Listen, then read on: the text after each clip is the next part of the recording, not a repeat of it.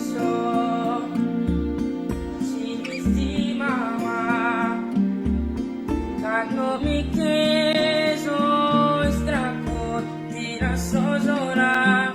Il cantante vuoi fare? Sì. E cosa canti? Beh, adesso canto sardo. Sardo? Sì. Ah, chi sono i cantanti che ti piacciono in Sardegna? Soleandro.